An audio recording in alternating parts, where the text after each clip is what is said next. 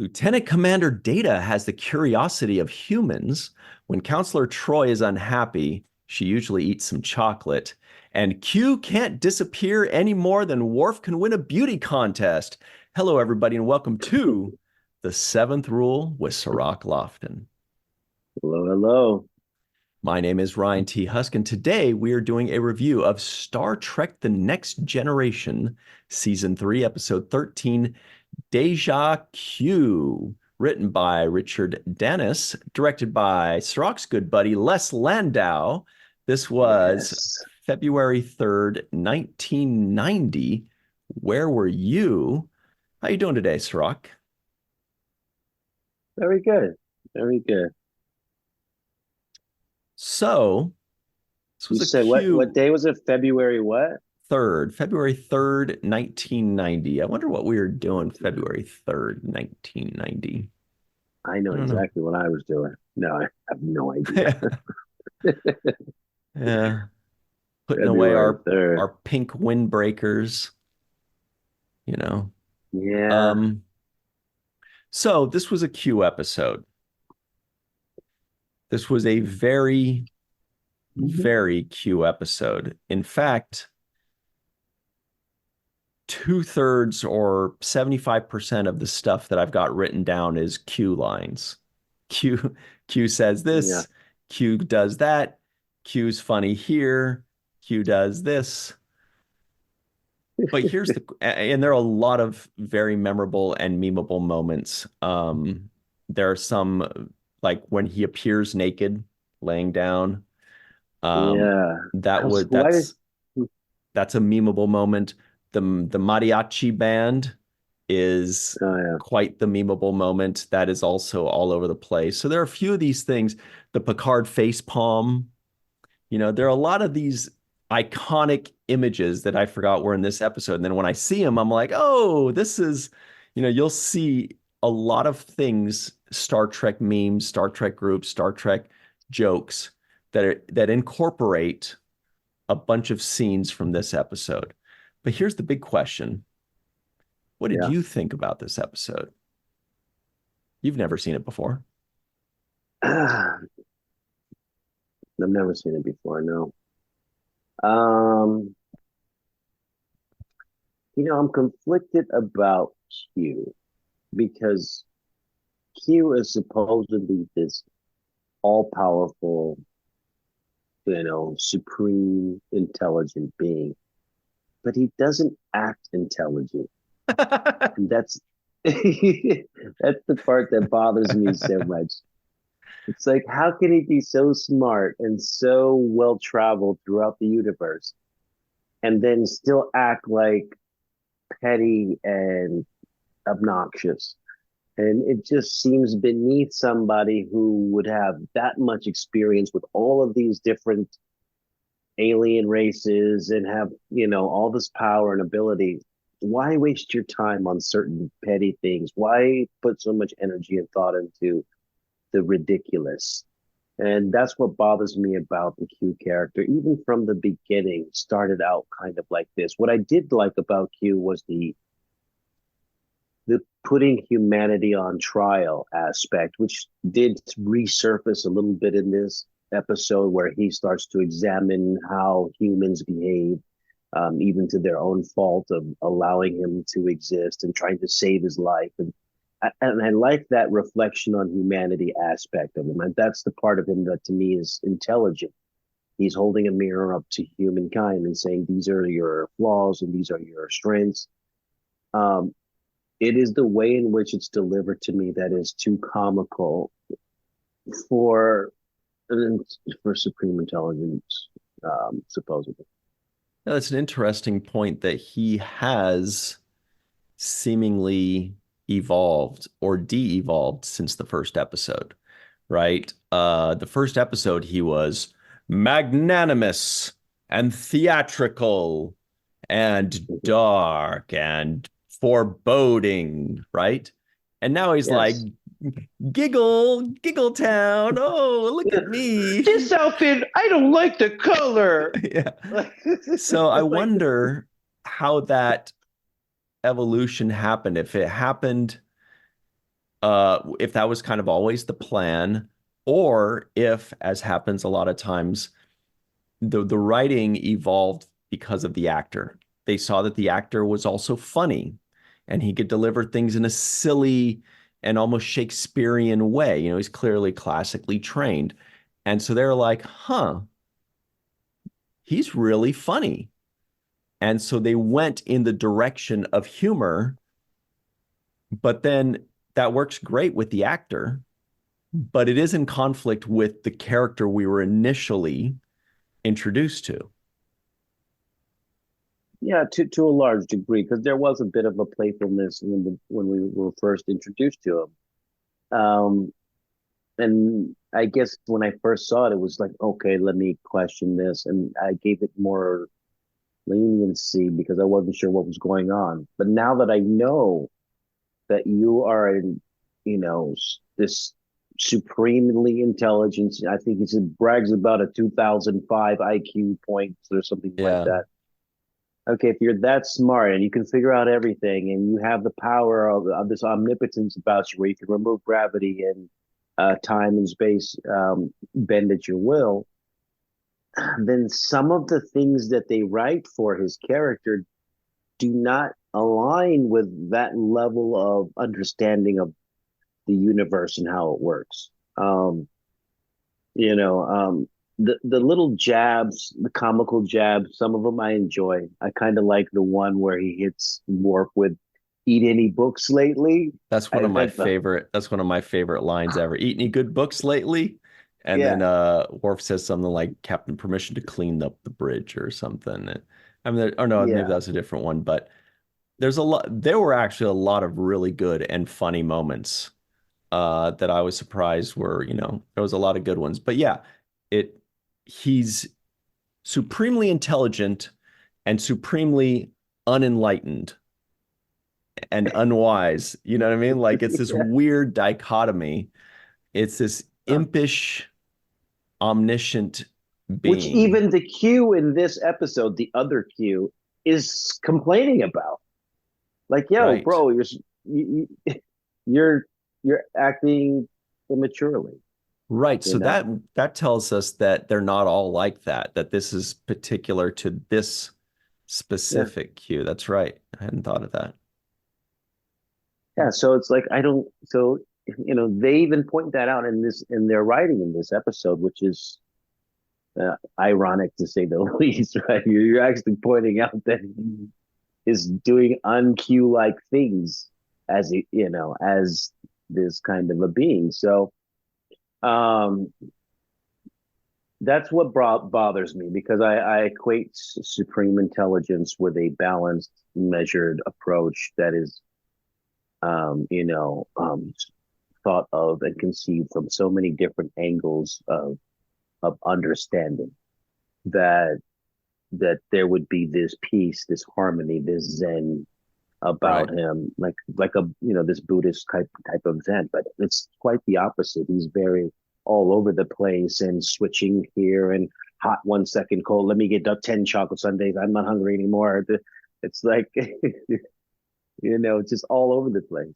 Yeah, when I saw that chocolate sundae scene, um, because I wasn't 100% sure what was going to happen or what was going on, I guessed, I was like, oh, I wonder if he's gonna like try eating them all and then like cut to him being like, now my stomach hurts again, but I'm not hungry. What is it? Well, you had too many chocolate That's what I sundaes, you thought little too. Actually, rascal. I was expecting to see the chocolate sundae eating scene, which I Yeah. was a little bit disappointed that he canceled on because I was gearing myself up for the exact same thing you said, which is your stomach hurts again, but now for something different. But they didn't give it to us. Um, yeah, that's my take on Q. So not to dash the performance because obviously John Delancey is giving us a performance based on what the script says and how it's supposed to be done. Whatever's written on the page. I'm sure he can play it any way that you ask Mm. him to play it. This is just an example of his range being able to cover like you say, the dramatic Shakespeare, and also the kind of comical, you know, big kid stuff. Like when he started off, like, I don't like these colors. I thought to myself, like he makes Wesley looks like like a full on adult, you know, like Oh, wow. That's right. There was no Wes today and no non-appearance mentioned for him that I caught. And you know, Troy had like one line, but that would have been funny if Wes was there. Now, I thought Riker had a couple. Jonathan Frakes has absolutely mastered the no line look. You know, last episode he did it. I think it was last episode when he's looking at Picard. He's like, and then he said, and then Picard said something like, I don't want, or maybe Riker said, I don't want to be the guy there when she beams up.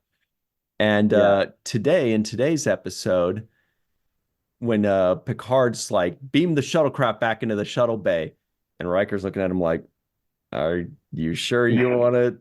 I'm not saying, I'm just yeah, saying, like, yeah. and then of course Picard said it's a perfectly good shuttlecraft, which is funny. But It's a then he great also line. had a funny look when they both get cigars in their mouths. Picard's like, but Riker's like, oh, he's kind of funny about, I mean, just that whole thing. Or obviously when the ladies show up, so Jonathan Frakes has mastered the everyman, like we know what he's thinking. We identify with what he's thinking. His facial reactions Yeah. reflect what we're thinking as viewers in a lot of ways. Crack Or me they up. could be lines themselves, like when he does look over at Picard and like, you want to bring this guy back? Like we just solved our problem, you know. He took it on himself. He wants to Right. leave, you know. And he's got that twinkle in his eye and that smirk. He's Yeah, just like, oh, yeah. I mean, Very good facial reactions. I enjoy Jonathan Frakes in these kinds of moments where he gets to play um, a little bit pissed off, a little bit irritated. There's a thing about him, a playfulness that I like. It's a serious playfulness. yeah, there are a few of those. Let me just mention a couple. Now, I first want to start off by going to the beginning here. Those aliens with their mouths. That was interesting. And Oh, bro. Yeah, yeah, yeah, I forgot what they're called. Everybody in the live chat or in the comments below, remind us what those aliens were called. The place was Brielle 4, so maybe they're the Briellans or the Brielli or something like that. But when then that noise hit on the bridge, right? And yeah, that screeching noise, and I'm like, that worked. I was extremely annoyed by that noise. I've never usually when they on a TV show or a movie when they're like, yeah. cover your ears. To us, it doesn't really, you're just like, whatever. I guess it's annoying.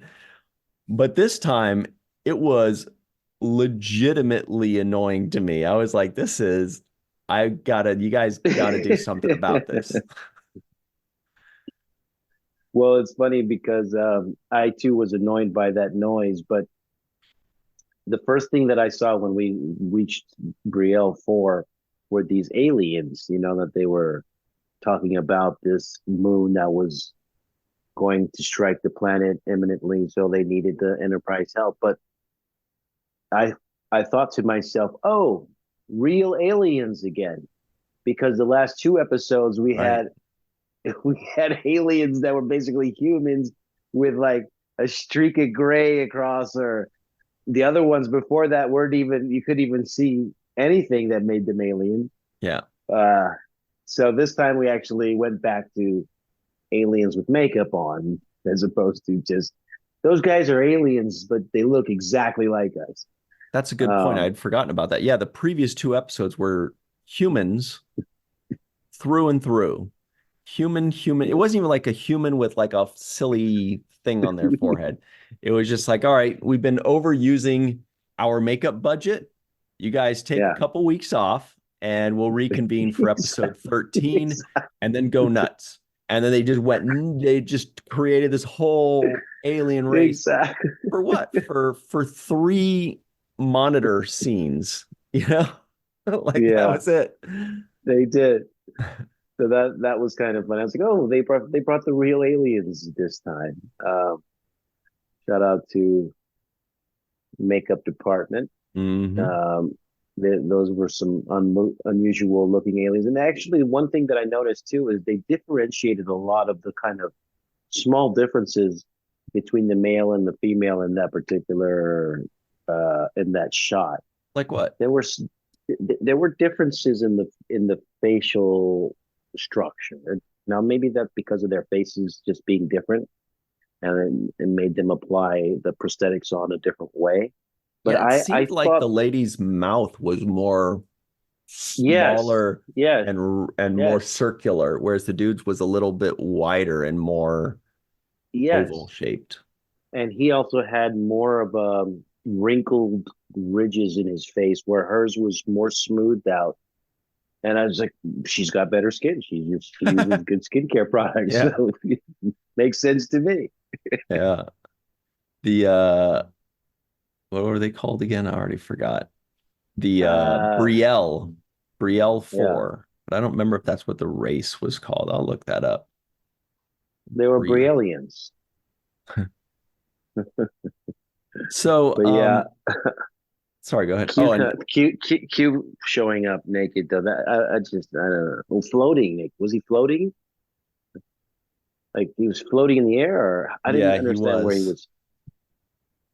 So Oh yeah, yeah, how can he do that if he doesn't have his yeah, powers? I don't know. yeah. Yeah, exactly. Yeah, there was a yeah, I don't know. It was a little tough for me, but here's a dirty little secret on my part. I don't really understand the Q stuff. Like I get it. I understand what's going on, but I guess I don't really understand 100% how I feel about it. I remember on my first watch, when I was a kid and I watched it, I I think I liked Q, but I wanted to like him because it was like he's omnipotent. He's all powerful, all seeing, which I basically just repeated what I just said, but in different words. Uh, and so you think, wow, that's really cool. What an amazing being, whatever. But then, yeah, sometimes I'd be like, oh, this guy's kind of annoying. But then the writers are like, but that's the point. He's supposed to be annoying. Like, yeah, I guess. But, like, it's and I love the actor. I thought John Delancey did an amazing job, and I love the the frenemies kind of thing, mostly enemies with Picard and Q. Yeah. Very combative, and like how Q plays with Picard, like a cat plays with a mouse. So I mostly like it, but I am a little conflicted. So I see where you're coming from on this, where you're just kind of like, what's grating here? What's bothering me about this? And for you, it So seems yeah, exactly. So it's like, what is the lesson? Usually you get the lesson. There's two warring tribes, and this guy is oppressing the other, and we have to see that it's not good to oppress people. the Makes sense lesson to was for me. Q. He learned Yeah, the lesson, and Data which is kind of a did. which is a remedial lesson though, like a lesson you would teach to a 3-year-old. Like, be nice. Like, that's the lesson. Like, be nice. Like, how long does that take a kid when you're teaching a 4-year-old? Be nice. It's like, so it's like not even that difficult. Or share your toys. I mean, just like, like that's a selfless act, right? Like sharing something like a birthday cake, or your Mhm. bicycle, or your He-Man, or your Legos. You share toys or something, and like try to be the kid that doesn't share, or like, no, you can't play with my toys, and see how far that how far that goes for you when you're like, you don't want to share anything or you don't want to play with others. So a selfless act is something that we learn at a very young age. But if you want to have a good time and you want to have fun with friends and you want to make friends, you do selfless act type of things, like let people play with your ball. You show up to the football field with a football, and you're like, no, I'm not throwing it to anybody. It's like, okay, good luck with that. Yeah, I think that just kind of gave me a little miniature epiphany here, is that Q doesn't have manners or etiquette or consideration or compassion or empathy or bravery or anything because he's never had to. He's never faced a bully. He's never overcome fear. He's never not gotten what he wanted. He's never been a 4-year-old saying, I want this thing, and mom saying no. How would we be if we got everything we ever wanted?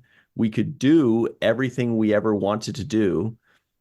And we just spent our days just playing with everything. It's like you're just a child forever. You could just play with this race and then you destroy it and you go, okay, whatever.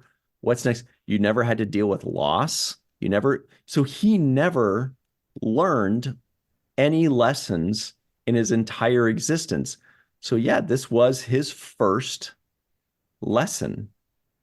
All the other times he's trying to teach lessons and failing at it, but he thinks he's so wise and see, I taught you a lesson, Picard. And they're like, just get out of here. God. But this time he actually learned something. He's like,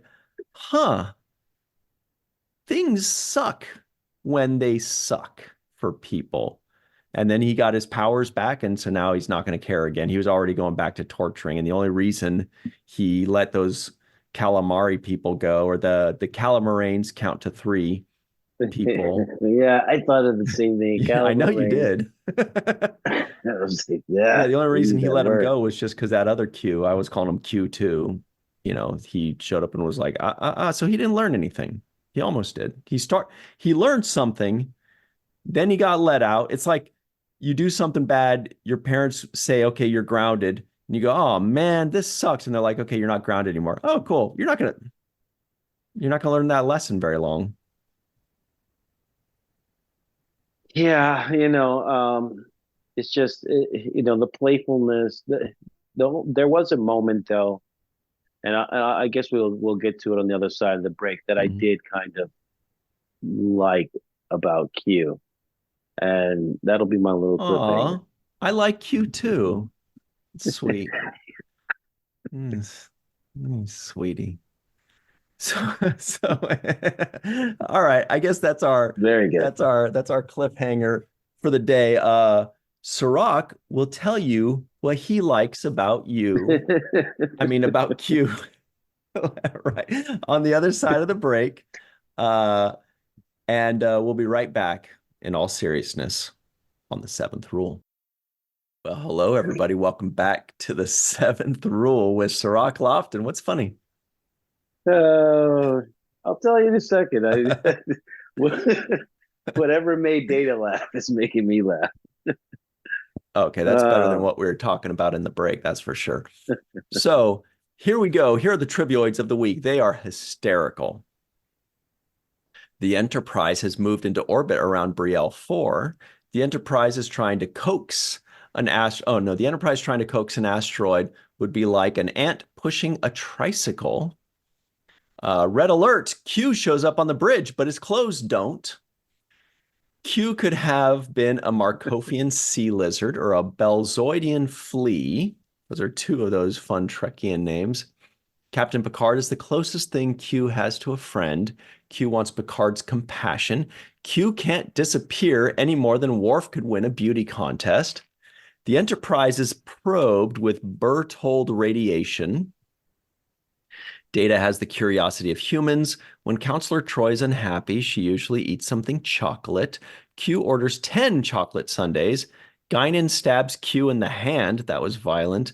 The Calamarain count to 3, have a grievance with Q.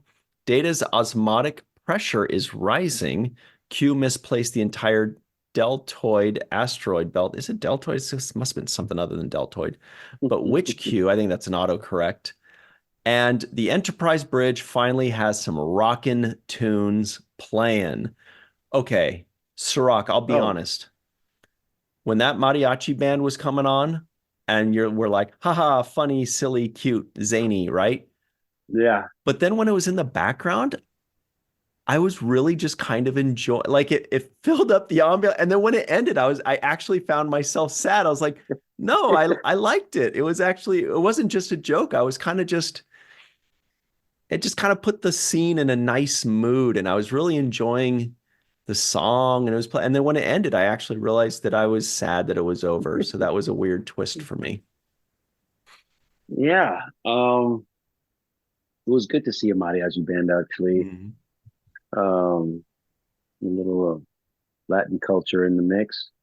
Throw that in. That part wasn't so bad for me because I actually believe that Q was celebratory and excited, and I guess that was his way of celebrating. So um, it was believable for me that moment, you know. And so I was going to say what I liked about Q, Aw, which what I thought, yeah, what I thought was his best line and his most redeeming words that he said so far. That gives him more hope for me than just the selfless act of when he left. I did like that act as well when he got in the shuttlecraft and kind of had that conversation with Picard about, you know, leaving. That was a great act. But what really was the best to me is when he has a conversation with Data and he tells Data, believe me, you're missing nothing. Now he started to pump Data up and give him like words of encouragement or confidence. And I love that aspect of him because that's a sign of an intelligent being. Then he says, but if it means anything to you, you're a better human than I. yeah. Best line, showed the most um, heart for me, if you want to call Q having a heart. That to me was a sign of what an intelligent being would say and do. Try to lift up somebody else's spirits and make them feel better about themselves. Yeah, and didn't he say something to the effect of, calling him the anomaly and saying, you are the king that would be man, right? Like the line, a man that would be king. And Yeah, he said the king that would be a man, because that was interesting because he's saying, like, you are a supreme being that strives to be these lowly people with these lowly feelings. Feelings are debilitating. There's fear. You get attached to people, which makes command decisions difficult. I mean, from his point of view, he's like, why do you want this stuff? This stuff is crippling, you know? yeah. I mean, laughter's pretty good. I'll have some of that laughter stuff. And Data's laugh was exquisite. That felt really nice.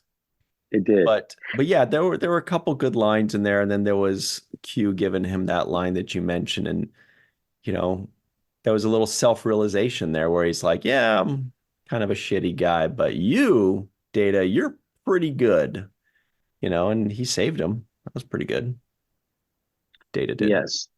Data also had one of the best lines in this episode. And this is just a credit to the writer, but his line was, you have achieved in disgrace what I aspire to be.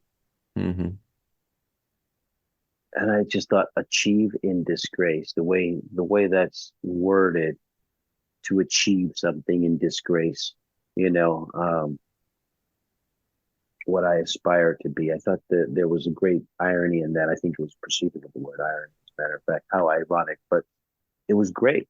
Right. It was It's good like the writing. line, one man's ceiling is another man's floor. It's all about perspective. And, Data puts it in perspective of like this thing that you think is so terrible and such a punishment. Yes. I look to, I strive to, and I hope to be. And so those two are such opposites in that regard. One strives to be human, the other one thinks humans are the lowest things in the world. So yeah, great line. And it's good that Data says these things because he has no shame. He's not ashamed of himself. He's not embarrassed to say it. He's just stating it matter of factly, like, huh, that's interesting. The thing that I'm Hmm. trying to be, you think is terrible and a punishment. He doesn't realize that if he were human, he'd be embarrassed to say something like that. That's kind of like, you know, putting yourself down. Yeah, good line. Yeah, very good line. And also, I want to give a shout out to Whoopi Goldberg in this episode. She came in at 10 forward, and I enjoyed her interactions with Q. But she's like, you're not fooling me. I already know who you are. You can pretend or whatever's going on here. I just don't trust it. Actually, she knew that he had gotten kicked out of the continuum, so she's got her sources too, right? Yeah, Somebody hit her up and said, good "Girl, you'd point. never believe what happened."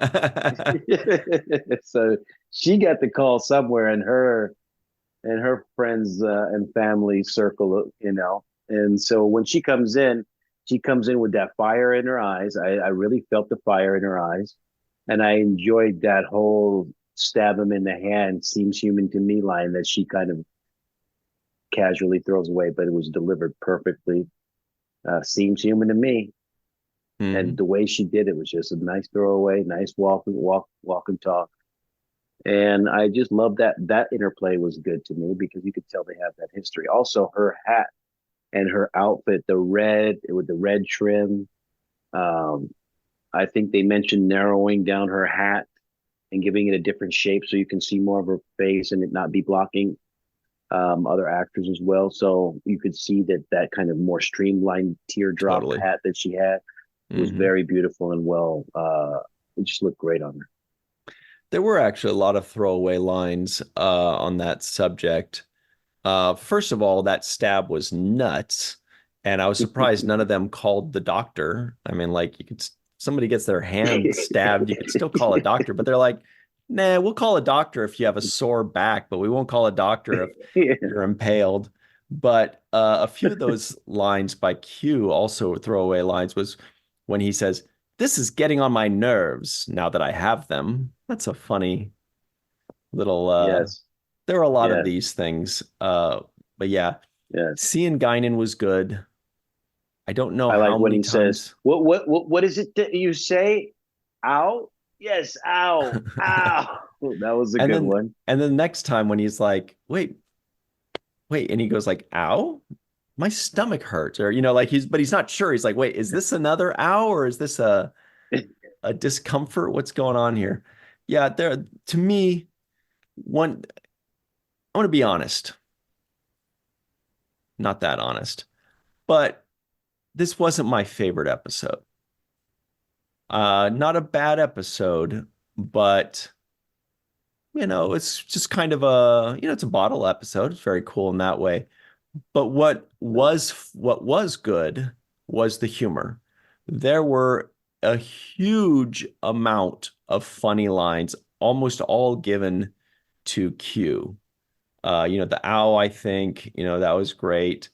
Um, and when he's like, just change the gravitational constant of the universe, it's kind of, and then he Yeah. says when he goes into the turbo lift with Worf, he goes, "Hey, I'm claustrophobic. I don't like it." And like suddenly he's just, describing. He's like, "What if I have a pimple? What if I have bad breath? What if I have to bathe?" And he says, "Oh, don't give me the boy who cried Worf."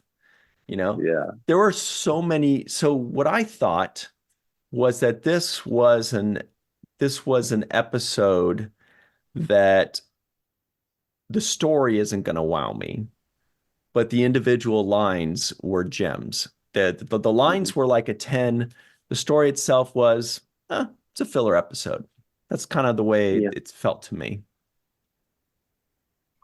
Yeah, it wasn't yeah, I was not watching this episode saying I'm gonna walk away learning anything or having anything challenged mentally. This is one of those just, eye candy, watch the episode, watch the playfulness play out. Nobody I felt it's almost like when Q shows up, I don't think that the crew is in serious jeopardy. It's almost the opposite take. Yeah.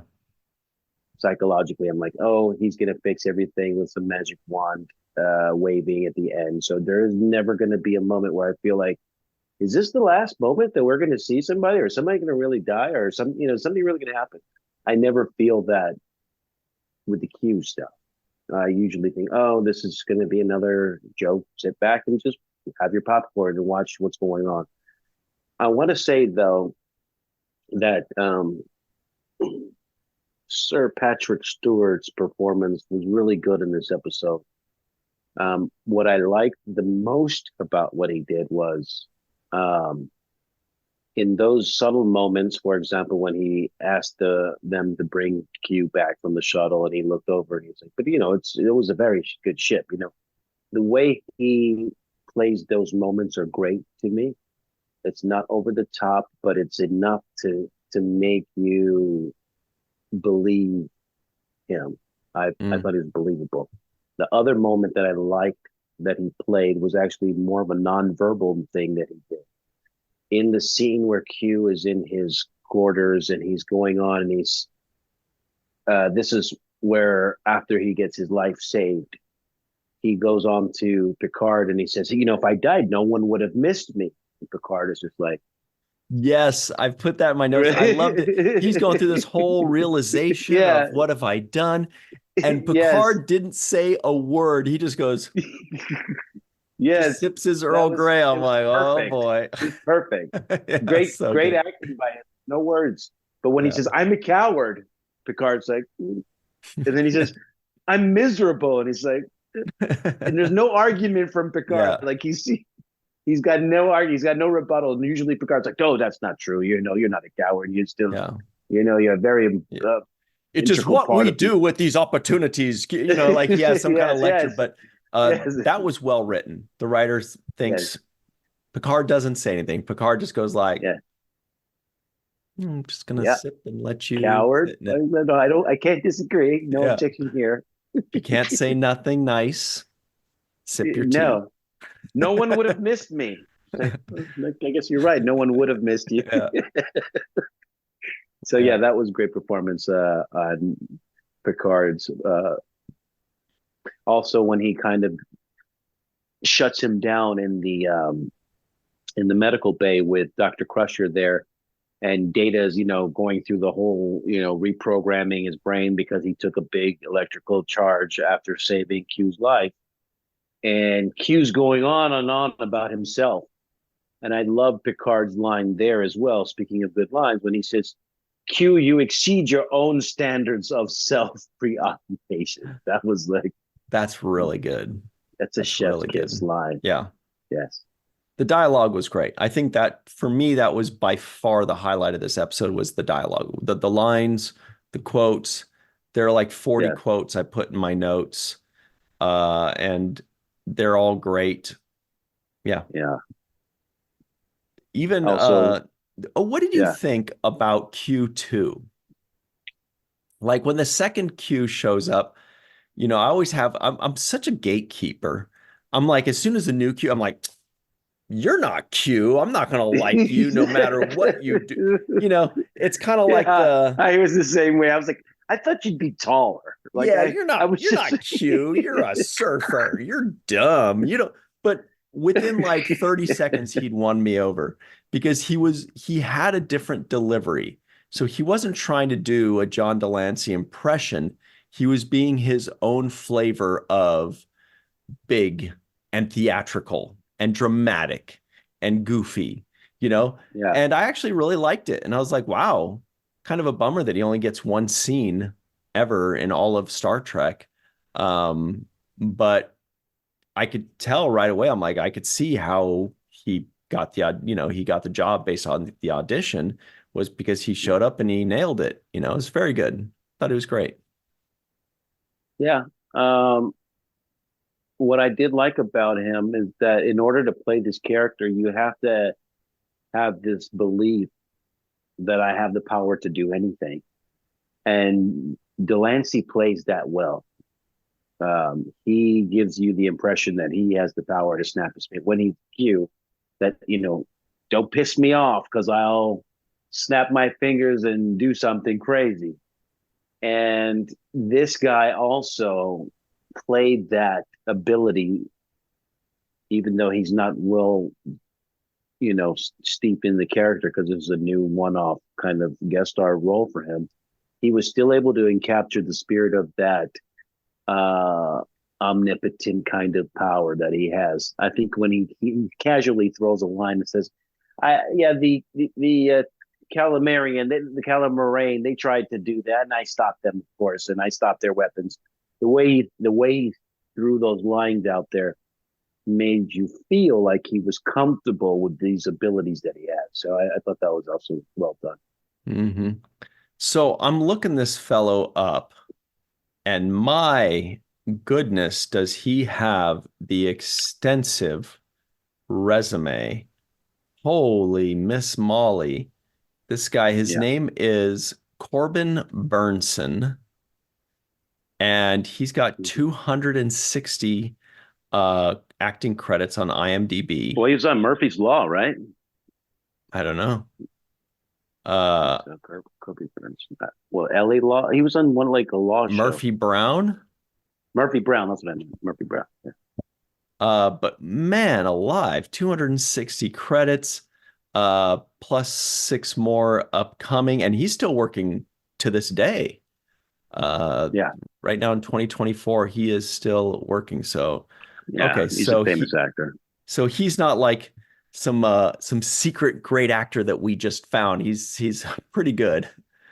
Very, very good at what he does. Big ups to him. This is probably the beginning of his career or somewhere in the beginning part, but he was on Murphy Brown for years opposite the lead. Hey, he's got 27 episodes on Ryan's Hope. Ryan's Hope sounds like a great show. He started off in a movie called Clam Bake. His first credit is in a movie called Clam Bake. He played Boy at Playground, but then just tons and tons and tons. The Nanny. I saw In the Heat of the Night, a bunch of things I recognized. Anyway, Seinfeld I saw. Yeah. Good stuff. Okay. So Baywatch, ooh. The West Wing. All right. Oh yeah. Yeah. So we only have a few minutes left. So about this episode, I just want to point out that Q said a nice line. He said, "My life has been a dismal failure. Perhaps my death will have a little dignity." So these are kind of more lines that show us that Q did learn a lesson, that he did feel maybe not necessarily remorse. Maybe that's too strong for him, but he definitely felt humanity. He was feeling sorry for himself. He felt like a failure. He felt like giving up. He was definitely feeling human emotions like someone like Q would. He's kind of got I don't want to say a bad attitude, but he's not really a great person. So if he does get actual human emotions and human difficulties, maybe he might not be like, no, I'm going to triumph. I'm going to save. He's just going to kind of feel sorry for himself. He does, theoretically sacrifice himself for the good of the Enterprise crew, which is noble. But even when doing so, he's kind of bummed. I don't know. Yeah. He learned a lesson, I guess you could say. It's funny because when he had like one day as a human, was it even a full day? He had a dream, so he went to sleep. So I guess he went to sleep. He's like, I lost consciousness. It was terrible. What happened? Yeah, that was funny. And Picard's like, you fell asleep. You fell asleep. Yeah, I love it. That was great stuff. It was great stuff. but literally he was a human for one day, and he wanted to he wanted to get a solo. The other thing that was kind of a little bit like, just the nerd inside of me, since it's been awakened after now reviewing hundreds of episodes of Star Trek. I have the nerd that lives inside of me, and that nerd was thinking, how do these aliens that have beef with Q know where to find him and when? Is there like some kind of like air tag on him that like, hey, look, he's got an ankle guys. monitor. Yeah, like how the hell do they know that he's human and that he's on the ship? That they can find, what did they scan the ship and found somebody not in the log Yeah, of they're their magic personnel light file? beings. Yeah, it just felt a little bit like, oh, so like all the universe's aliens are gonna all descend upon him and start like, how do they know where he is? How is he attracting everybody? And so that to me felt like not believable. Those guys are like ex-girlfriends, stage 5 clingers.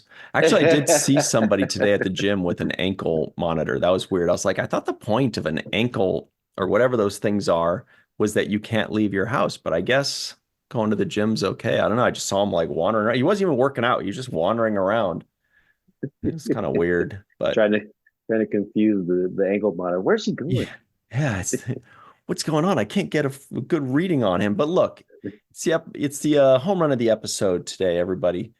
We've got this big moment at the end of the show every week called the home run of the episode. What do you think, Cirroc? Who gets the home run of today's episode? Mm, you know, yeah. I mean, I guess I'll give it to John Delancey. I'll give it to him. He carried the episode. Um, it is not my favorite episode, but he was able to carry it. He was in the majority of the scenes. There were moments there that I liked from other people. I particularly liked Geordi and his techno babble. I thought was excellent. So good. This was an episode with a ton of it. I definitely put that in my Yeah, notes as well. I was like, see, this guy, it's like every yeah, line he had was techno babble. Poor yeah. guy. It was like straight techno. He had like loads of techno babble in this. But with respect to Delancey, he gave us a performance based on what the script would require. He does make me feel a certain type of way. Like I said, I really appreciate actors who can make you either hate them or be irritated by them, because that's what they're trying to do. And so in his case, mission accomplished. Oh, yeah. Yeah, I agree. It's John Delancey. I think that the dialogue was great. So that's on the writer that did that, Richard Dennis, I think it was. But John Delancey is very funny. He's very theatrical. He's very good at making, things even funnier. Data gets a few points for making us feel something for him. We definitely felt sorry for him, even though he's just staring blankly. But the fact that he's staring blankly kind of makes us feel bad for him even more, Yeah. But that's the home run of the day for me, John Delancey as well. Here comes some home run hitters. Leading off, Homer Frizzell. Also, Dr. Marie Segal, Eve England out in Wales, Yvette Blackmon-Tom, TJ Jackson-Bey out in Missouri, Titus Mohler, Dr. Mohamed Noor, Tierney C, Dieckmann, Anil O, Polat, Joe Balsarotti, Mike Gu, Dr. Stephanie Baker, Carrie Schwent, Faith Howell, Edward Foltz, live from Tokyo, the Matt Boardman, Chris McGee, Justin Weir, Jake Barrett, Henry Unger, Allyson Leach-Heid, Julie Manasfi, Marsha Classic Schreier, Greg K. Wickstrom, Jed Thompson, Dr. Susan B. Gruner, Glenn Iverson, Dave Gregory, Tim Baum, aka Grandpa One, and of course, Jason Okun. All right, everybody, stick around. It's time for the free-for-all. It's going to be nuts. Everybody's going to be dressed as mariachis, and we're going to have a party. We'll be right back on the Seventh Rule. Hello, everybody. Welcome back to the Seventh Rule. It's time for the free-for-all with Cirroc Lofton. And Melissa Longo's here. Hi. Didn't we see you here before, Jason? It's Deja Q. Absolutely. Got a cool background. We've got Carrie Schwent. Did she just get back from the cruise, or is she still there? It's tough to tell. Faith Howell is hanging out on the Enterprise D bridge. Mai is live in Tokyo with bad words behind her. Jed Thompson has Data and Q behind him. Matt has just Data behind him, the Matt Boardman. We have the Dark Lord, Chris McGee is here. Looks like a Red Alert shirt. Yeah. And Allyson Leach-Heid has her cool Captain Shaw shirt. All right. Jake Sisko guesses the IMDb score.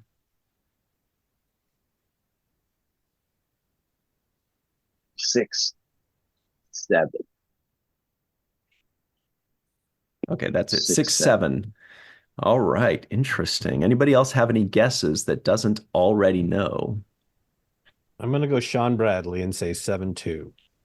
Oh, I was going to say 7-2. I was going to say 8-2. I'll say 7-2. 7.5. No, I think it's higher than that. It's probably around 8, 7, 9, 8. I'd like it to be a 9 or a 10, but All right. The actual answer is Sean Bradley was 7-6. Dikembe Mutombo was 7-2. Shoot, I fail. But I still like it. Wow. 8.5. I did not expect that. Wow. Wow. Okay. So who's close on that one? That was off. Jason, I think. Too, so. Samsonite. He said 8 something. Somebody went higher than me. Oh, Chris went 8-2. Very nice. All right. Did we get any non-appearance mentions? I didn't catch any. Riker without a beard? First season Riker. Yeah. That's funny. Hey, that qualifies. no, but he's still there. The actor is still there. His facial response with that was great too. He's looking like, how dare you? All right, Melissa Longo, get us started off on the right track, please, by telling us what you thought of this episode and why it merits an 8.5. Well, in other people's opinion, it merits an 8.5. My opinion is a little bit lower. I was reading IMDb and the reviews, and 10, 10, 9, 10. And some people said this was their favorite episode in Star Trek, and that's wonderful for them. I am more of a mixed bag on this. Q isn't my favorite character. However, this is probably one of my favorite Q episodes. I really liked Q in this episode because his petulance, his normal petulance, which I usually find kind of annoying, stemmed from a different place, and he actually went somewhere and grew. And I really enjoyed his scenes with Data and how that relationship grew. The mixed bag came on the part of the crew, who I feel, Q has given them a really hard time in the past and treated them really badly, but they showed very little to no empathy at all for what he was going through. And it all felt kind of one note, except for Data, who was a little bit more open to him. So, and then Guinan, who is usually my favorite character, had one of my least favorite moments from her is when she stabbed Q in the hand with the fork. I was just like, dude, what's going on?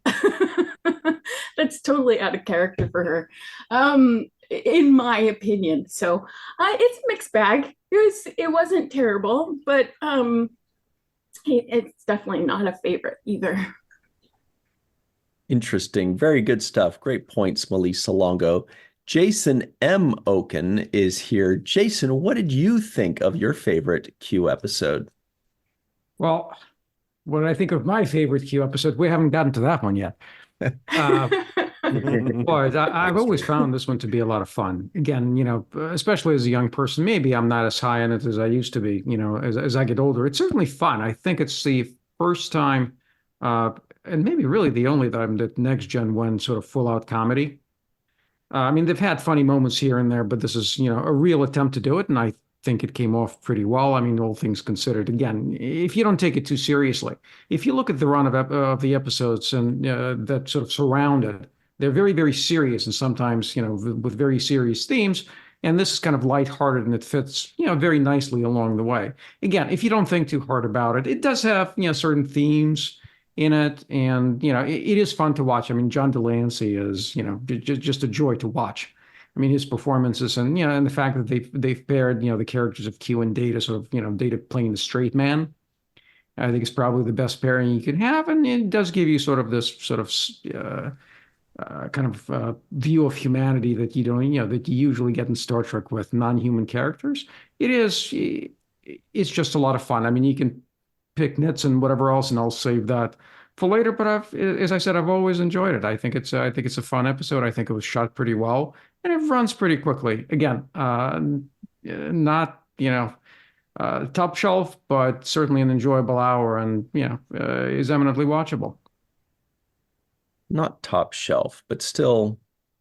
I was kind of picturing what Jason would put as like a middle scotch, for this episode.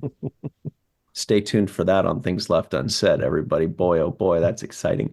Carrie Schwent, aka Crafty Bear, is here. What's up, Carrie? How are you? And what'd you think of this one? I'm doing all right. Not doing the greatest, but I wouldn't miss this free for all. I love the hell out of this episode. It's got my second favorite Data moment ever. Number one being a certain little ditty in Star Trek the Generations movie, and if you've seen it, you know what I mean. Life forms. Yeah, tiny little life forms.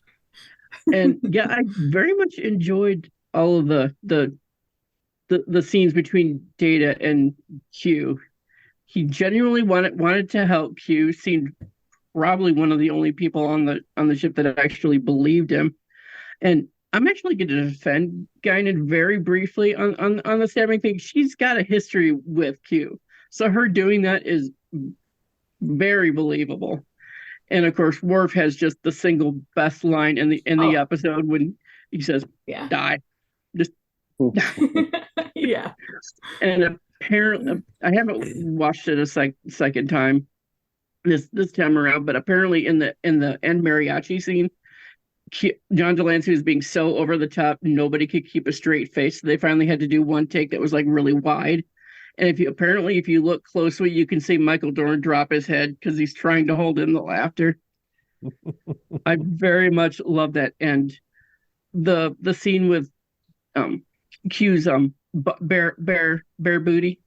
Apparently Les Lendo tried very hard to film that without having John Delancey to take off all of his clothes, but it just wasn't working. And apparently John Delancey said something along the lines of, "If nudity offends you, leave," and then he just stripped and they were able to finally do the scene. Whoa. Yeah, I very much enjoy this episode. Q, as we all know, is my number one favorite because he is very, very funny. At least I find him very funny. But I decided for my limerick that it was going to be a Q focused limerick. He's in that brig. He's got nothing to do but just talk to himself, and maybe create some self-pity poetry. I've been kicked out, dismissed, cast aside, my place in the continuum denied.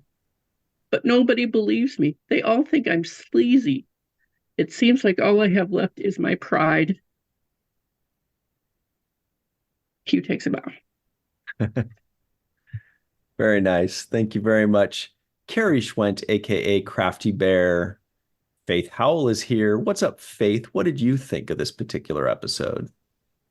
So, watching it with a fine-tooth comb like I do for you guys, I definitely had some nitpicks. And number one being that I feel like we talk so much in the Federation about honoring all life. And yet, as soon as Q was less powerful than he usually is, we all want to, drop kick him to the curb and let these guys tear him apart. But that aside, I really enjoyed this episode. There are so many fun moments, and it's hard to even stick to the nitpicks when, you've got John Delancey's butt and you've got Data laughing. And, there's just so many fun things to love about this episode. So I'm going to leave it to you guys to pick on all of them. You guys know what they are, but I really, really like this episode. Mixed bag so far today. Seems like a lot of people are loving this one. Good stuff. Mai is live in Tokyo. Will she have a different take? Find out next. What do you think of this one, Mai? The seventh rule. I thought Guinan's line held the key to what this episode is about. The story is about. She says, "How the mighty have fallen," and this comes from the second book of Samuel in the Old Testament. It refers to the fall of David in the eyes of God, and having consolidated the kingdoms of Judah and Israel, something that happened 3,000 years ago, not 1948, as some hateful people would like you to believe, David fell into some seriously bad behavior. And this upset God in more ways than one, and the kingdom was basically caused to fall apart. David lost everything he gained, except in the end, God forgave him and forgave his soul. Now, I see the Q continuum being used here to represent God in that biblical story, and Q himself as an individual representing the man that David was. The twist here, though, is that David did not regain his material wealth and power, only his soul, whereas Q regained both. The similarity, though, is that both achievements were accomplished through learning the value of humility. And I guess that the message is that perhaps to be truly great, one must be aware of what it means to be without greatness. So I guess that kind of speaks poorly of inherited wealth and power. Who knows? Anyway, that's all I got. Great stuff. Thank you very much. Mai, live in Tokyo. Jed Thompson is here. What's up, Jed? It's been a while. How you been, and what do you think of this one? Well, doing all right, thanks. I'm glad to be here. I, after watching all the new Trek, especially Picard, spoiler alert, season 3, seeing Q in more of a light, I really enjoyed this episode, and I was not a fan of Q for a long time, and having to rewatch, not having, but enjoying rewatching this different series, and seeing John Delancey's performances through multiple series. I've really come around on Q, and I really enjoyed it. I thought this was a great performance there, and I think that I think that Michael Dorn did an excellent job, as he always does, as sort of the straight man for the first 25-30% of it, and then this guy right here, of course, Brent Spiner and Data, kind of picking up that role, and then of course, as we've all mentioned before here, the sort of shared path to humanity for both of these entities, surrounded by and wrapped in humor. And I think that this episode, if it was an episode written now, I think would be amazing, with a modern take on it. I was thinking that while rewatching it a couple of times, actually.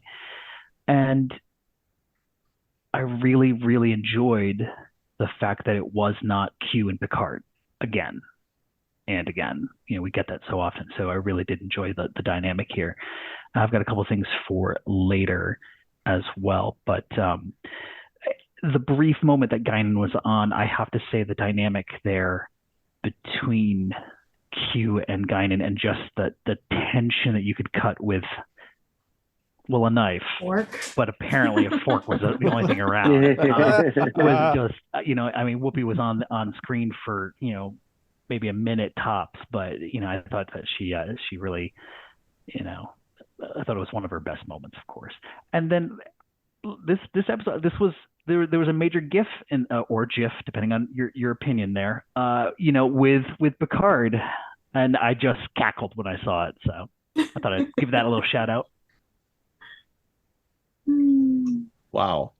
Great stuff there, Jed. Thank you very much for that. Good seeing you again. All right, Allyson Leach-Heid is here in her Captain Shaw shirt. What did you think of this one? It's a fun episode. I really enjoy the rapid fire one-liners the entire time because it just makes it funny and light. And the last couple of episodes have been a little bit more heavier, so getting some light is good. It's another episode where we get to see LeVar spew technobabble beautifully the entire episode, so that always makes me happy. And watching the odd couple play out between Data and Q is highly enjoyable. And yeah, I don't have much more to add because we've all kind of said the same thing. I love sparkly Guinan headdress. I think it's a great color and matches her, so love that. And was I the only one whenever they would say Calamarain would start singing the Calamarain song to themselves? Every time. Amazing. Hey, get away from that song. I freaking love it. You got to count to My happy three. place. Count to four. I'll never remember. Yeah. So yeah, that's what I'll take from this. I never skip it. I always watch it because it's fun. Mhm. Can I Great get in stuff. and mention your forks hanging off of your ears? That's amazing. They're arrows, but yeah, they kind of look like forks. Oh, they do look like Yeah. forks. All right, Amazing. thanks very much, Allyson Leach-Heid. The Dark Lord Chris McGee is here. All right, everybody, no more laughing. It's time to get serious. What's up, Chris? What'd you think of this one? Well, as has already been said many times, after so many serious, deep, thoughtful episodes exploring war, terrorism, and morality of then current issues, and in many cases still current issues, sadly, it's refreshing to have an episode that is largely comic relief. It also throws Q in a lighter frame, of course, especially after last season's Q Who, where he introduces the Enterprise to the board, which was kind of dark. So I think this episode has the Q that we all know and love to hate. Well, most of us, anyway, love to hate. And at least for me, it's probably the most memorable version of Q. And as Jed said, this is the episode that launched 1,000 memes with the famous Picard facepalm. Well, one of them anyway. This won't be the last time he facepalms. This is also our first introduction of another member of the Q Continuum. Won't be the last, but I won't say any more about that for right now. And so many memorable quotes, my goodness. But I'll just keep it simple and use the one that I remember the most. Red alert. Everybody just listening in, you missed some bad words by Chris McGee there. So sorry to say. Good stuff. Thanks very much, Chris. The Matt Boardman is here. He's got Data laughing behind him. What did you think of this one? Well, I was probably one of those people on IMDb that gave it a 10. Probably. Maybe. I neither can confirm nor deny these allegations. Okay. No, this is, I love when we can step outside of the normal, very tackling serious issues kind of thing, and still manage to tackle some serious issues or shine a light on humanity. Like, to me, this episode is in the vein of Take Me Out to the Holosuite, The Magnificent Ferengi, the fun episodes that are not necessarily, within, they're not furthering a story or anything like that, but they make us laugh. And that is this episode. I mean, there's some, like has been mentioned, there's some great one-liners. I mean, Q is just firing them off left and right. I mean, he had those things in a holster. And Worf, eat any good books lately? That always gets me every time. And but I also like that while Q is going through this, he has his powers taken away. It kind of, if you look at it, it's like he's suddenly points out all these things that we as human beings, we kind of complain about. Like, and especially as I'm getting older, I'm like, oh my gosh, that's me. You know, he's like, oh, my back, you know, wait a minute, I have this pain in my stomach. Oh, that's right, I'm hungry. What? And then his description of going to sleep at night, I'm like, oh my gosh, I never thought of it that way. You know, it's just, so it's kind of a fun way to shine things on everyday occurrences that we take for granted. And then, of course, I absolutely love that he sees Data make the sacrifice for him, and it suddenly causes him a moment to pause and really think about humanity. And to me, it kind of highlights why at the beginning of the Next Generation, the Q view humanity as somewhat of a threat, because they see this potential in that humanity has. And then to top it off, the end of the episode, one of my favorite Star Trek moments ever is when Data laughs. And, you know, and Data's like, well, Q, I really don't want to be human. He's like, oh no, I would never do something so horrible to you, but just consider this a gift. And Brent plays this so well. And it's one of those moments that if you're ever having a bad day, throw this on, watch Data laugh, and suddenly the world doesn't seem like such a bad place. Ain't that the truth? Thank you very much, the Matt Boardman. All right, Jake's final take. Any final thoughts, Cirroc? Yeah, there were a couple of lines that I really liked. I like when Geordi says to Riker, he's not worth it, because I was kind of feeling that way myself when at that point in the episode. It's like, he's not worth it. I love also when Data says, Geordi thinks he's in command here, and he is correct. I love that line. It was that line. Super matter of fact and truthful. There was another moment that I want to highlight. It was when Q looks over at Dr. Crusher, and he says something to the effect of, oh, they brought you back after letting you go for season 2. He doesn't say it exactly, but he implies it in what he's saying. And I thought, and her look back was like, you asshole, for bringing that up. So I love that exchange between them, because it was kind of a subtle, nod to her not being there for season 2. So it was really good. And she also had another good line when she says he's been a pain in our backside long enough. Nice little, tit for tat there. But my final take is that the title is not appropriately titled for me, because I did not feel the feeling of deja vu, except for the fact that Q is back. That's not really a deja vu thing. The title should have been Human Being. Yeah. Makes sense for me. Top marks. That's great. Yeah, top marks. Yes. Ladies and gentlemen. That's all I gotta say. Very good. Yes. Also, that's it. I thought of that too, that there's a Q in every title that he's in, and that kind of gives away what the episode's going to be about. It kind of, I'm like, that it works because it's funny and it's cute. But what if you don't know in the episode that it's Q until, say, 20 minutes in? Well, wouldn't it be better to not have the title there, so that you don't know? Kind of like that movie Devil's Advocate. I feel like that would have been an even better movie if it wasn't named The Devil's Advocate, because that kind of tells you the twist. Gave the game away. Anyway, great stuff, everybody. Thank you all very much for hanging out with us. What a fun time this was, huh?